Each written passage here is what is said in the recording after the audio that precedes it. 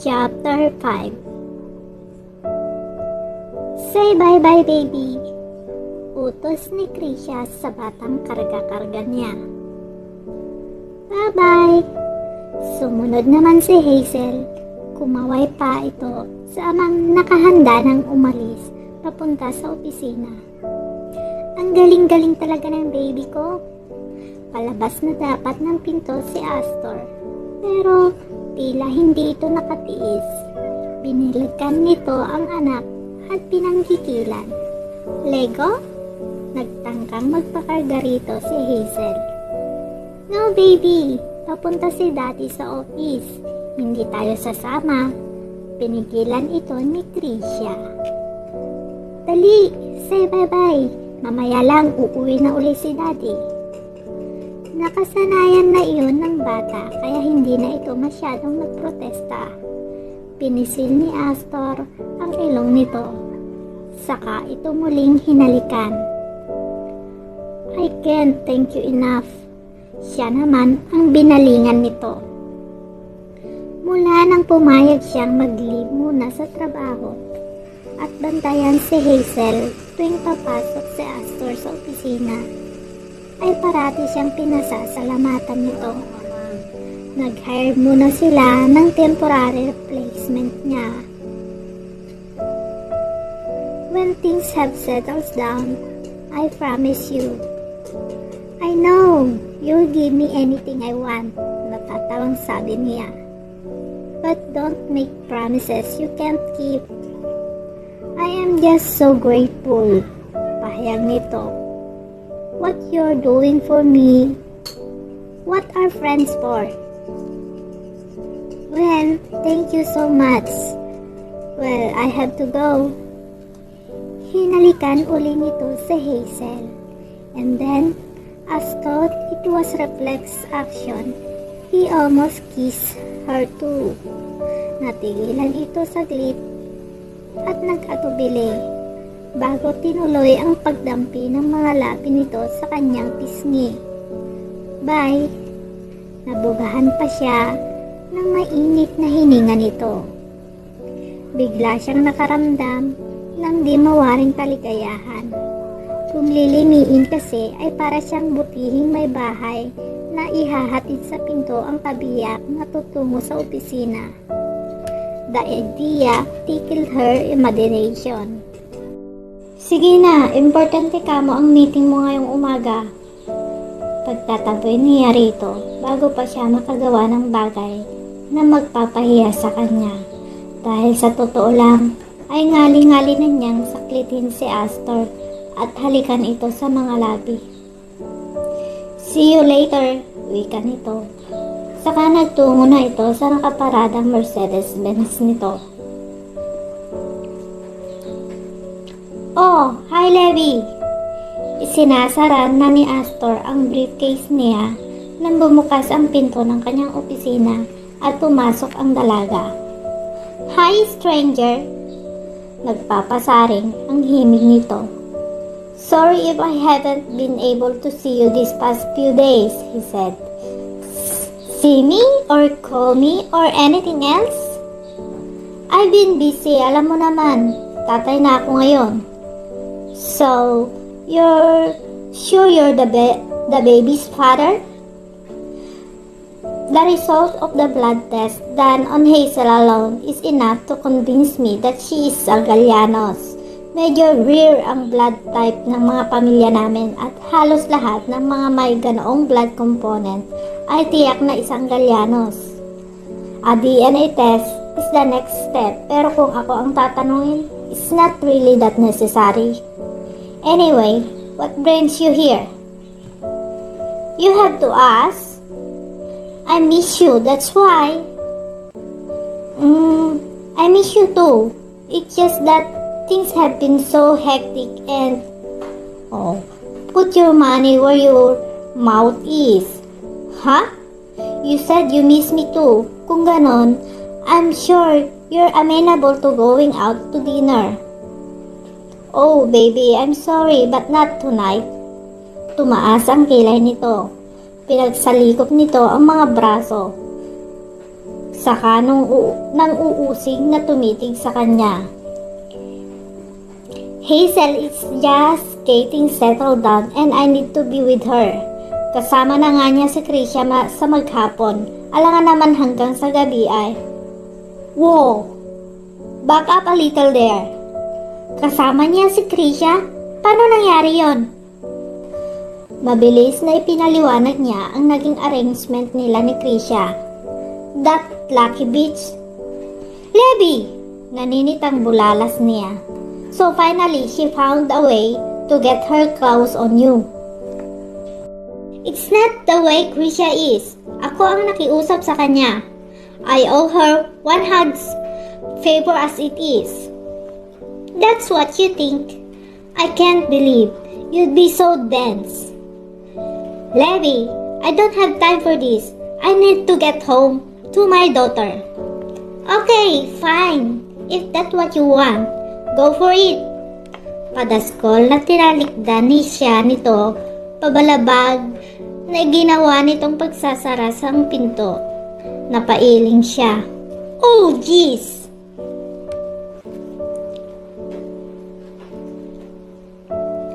Your mother called up. Pagbabalita ni Krisha kay Astor pagdating nito. Kasalukuyang naglalaro sa playpen si Hazel. Ngunit sa sandaling nakita nito ang ama ay nagpabuhat ito.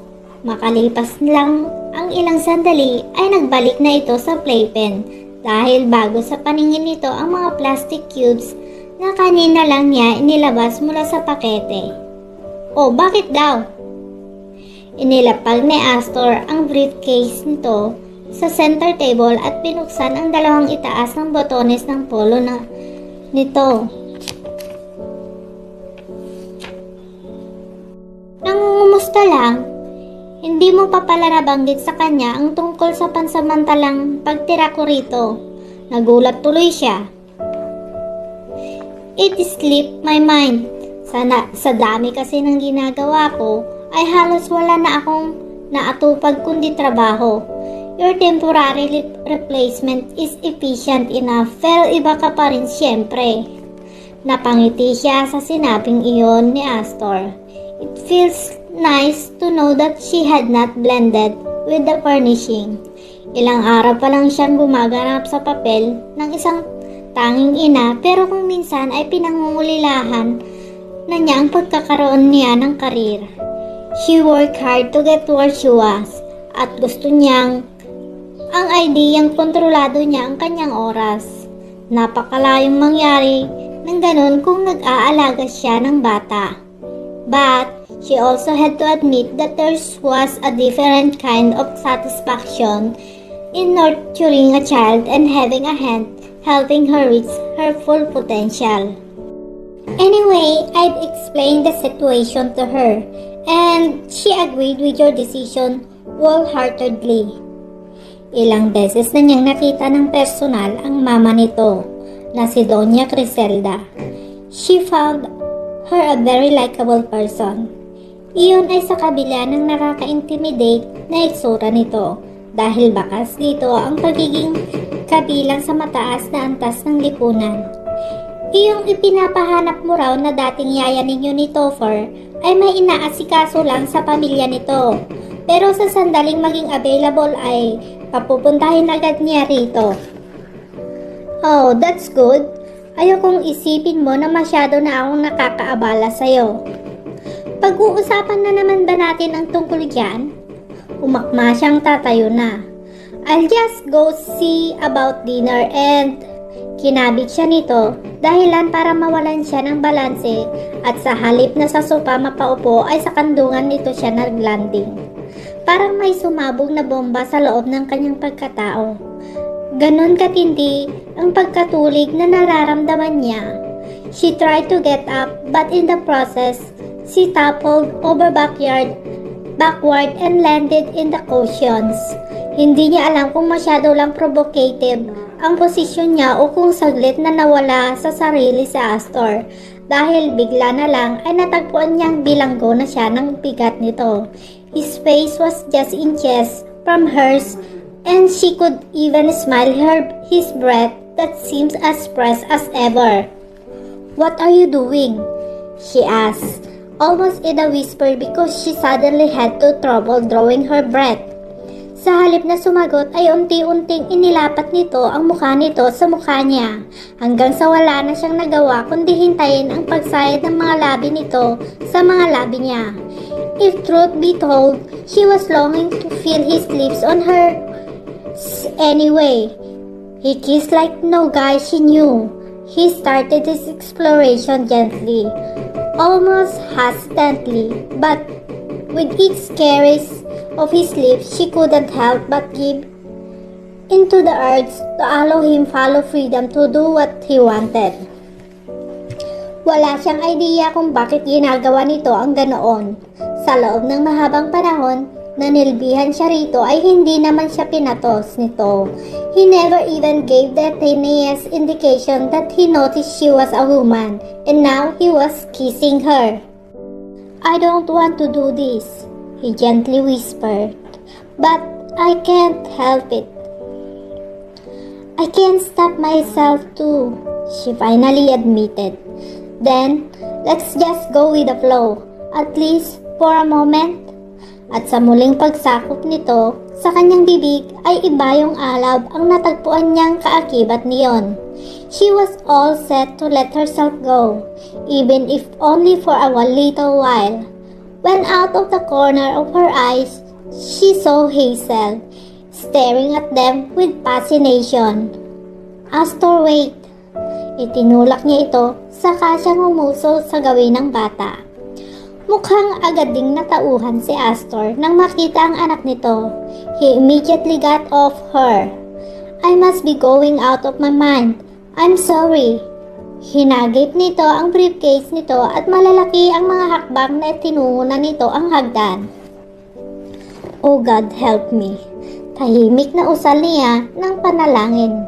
Nahihinuha kasi niya na malaki ang problema niya. Kung dati ay nagagawa pa niyang pigilin ang sarili na mahalin si Astor, ngayon ay tila nagiging imposible na iyon. Living with him, being close to him, feeling like a part of a family, do things to her that weakened her defense against falling more fully in love with him. Lumipas pa ang mga araw. Sa bawat petsang nalalaga sa kalendaryo, ay parang unti-unting nagiging malabong alaala na lang para kay Krisha ang opisinang iniwan niya. Her whole day was spent with Hazel. She found it both challenging and rewarding to guide the child to the kind of a person she wanted her to be.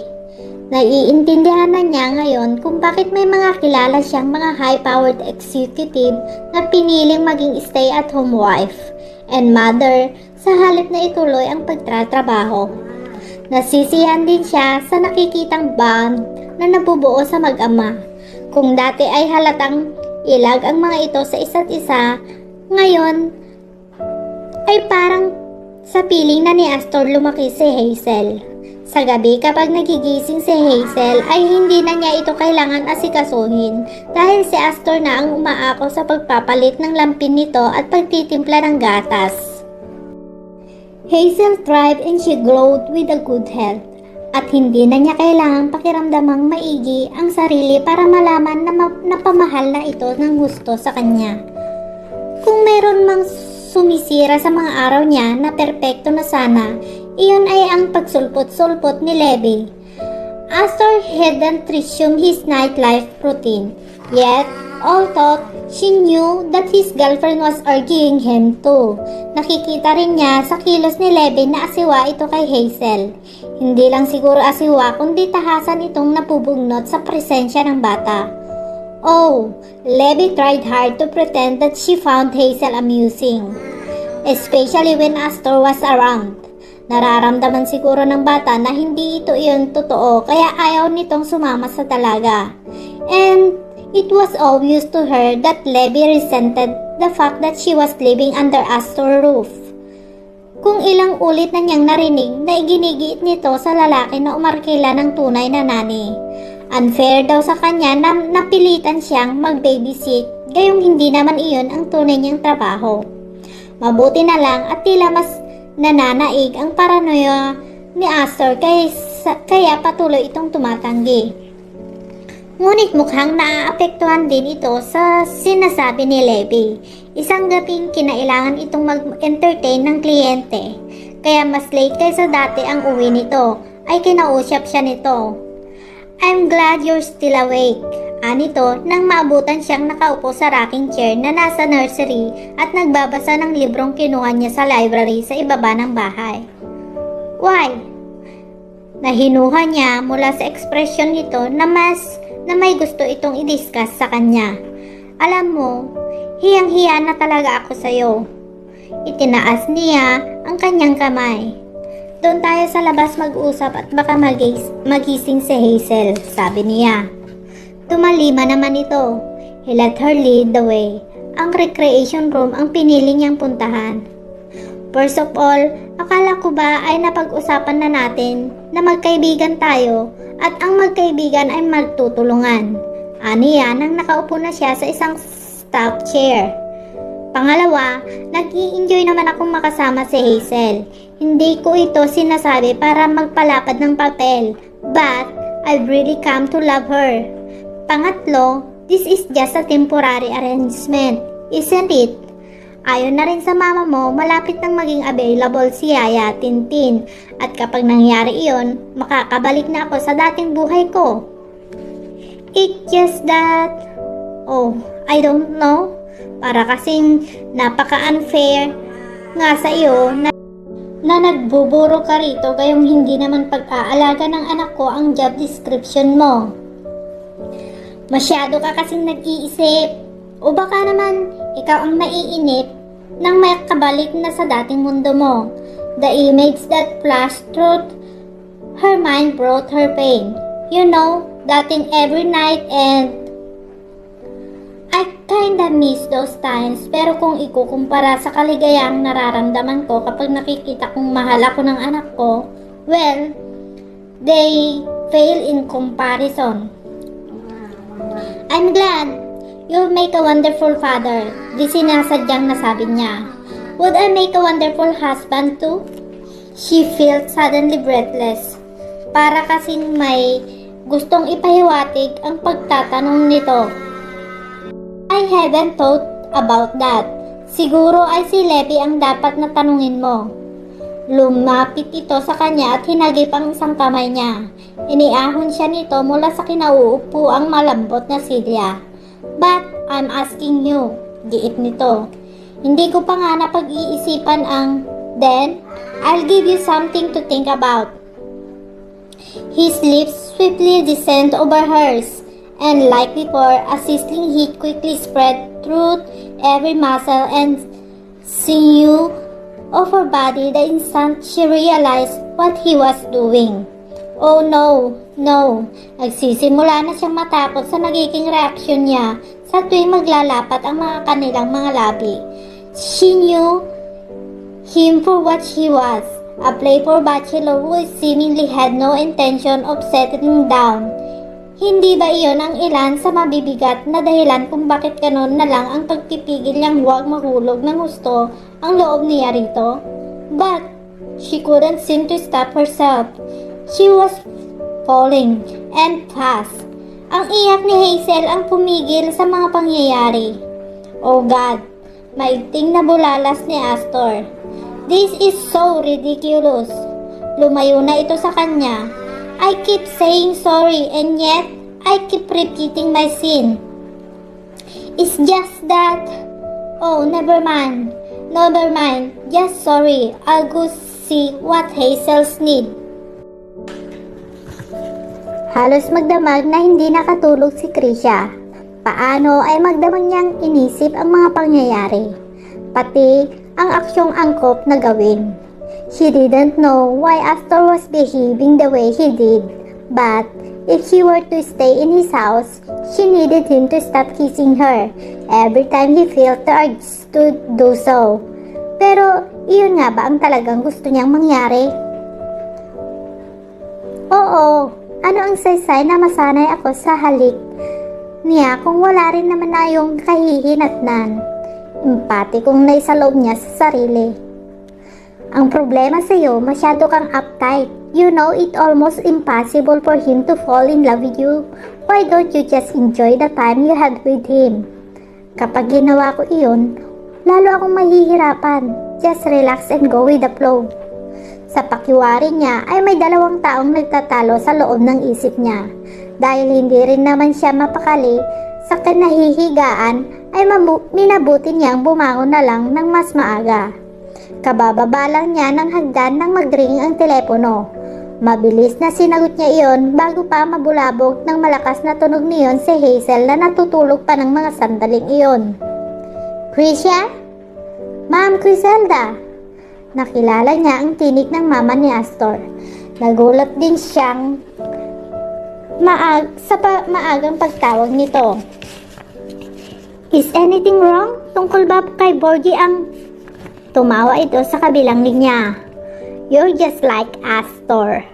Masyado kayong mabilis bumuo ng konklusyon. Unfortunately, there are no leads yet regarding Borgie. I learned to think that not hearing anything bad about my grandson is good enough. No, tungkol kay Yaya Tintin ang itinawag ko. I'm sure my son is anxious to hear about this news so I called up early. Malamang natulog pa si Astor. I can wake him up if you want. No, let him sleep. If he has been looking after Hazel, I'm sure he's exhausted. Pakisabi na lang sa kanya ang magandang balita. Bukas ay darating riyan si Yaya Tintin. I had her thoroughly check out. Pati na rin ang mga kamag-anak niya. That, plus the fact that she used to be a very loyal servant of the family, should be enough to put his mind at ease. That's good news indeed. Pinilit niyang lakipan ng sigla ang kanyang tinig. Dapat din niyang ikatuwa ang natanggap na balita pero parang hindi ganoon ang nadarama niya. She suddenly felt depressed. Yes, tell my son, okay? Makakaasa kayo. Tell him also that I'm looking forward to seeing that granddaughter of mine. I'll fly over as soon as my schedules clear up a little. Noon ko pa nga gustong makita si Hazel but bumuntong hininga ito. Naiintindihan naman ni Astor. Saan niya? Thanks for being there for him, Krisha. Walang anuman po iyon. Ilang saglit pa silang nag-usap ni Doña Criselda bago ito nagpaalam. As expected, Astor was happy to hear the news. Ganun pa man, pinakausapan siya nito na huwag umalis ng basta-basta. Isang guni raw muna nila ang susunod na hakbang sa child psychiatrist na tumingin noon kay Hazel. She agreed wholeheartedly. Gusto pa rin naman niyang manatili sa pamamahay nito at kahit anong kailangan niya sa sarili ay hindi na mababago iyon.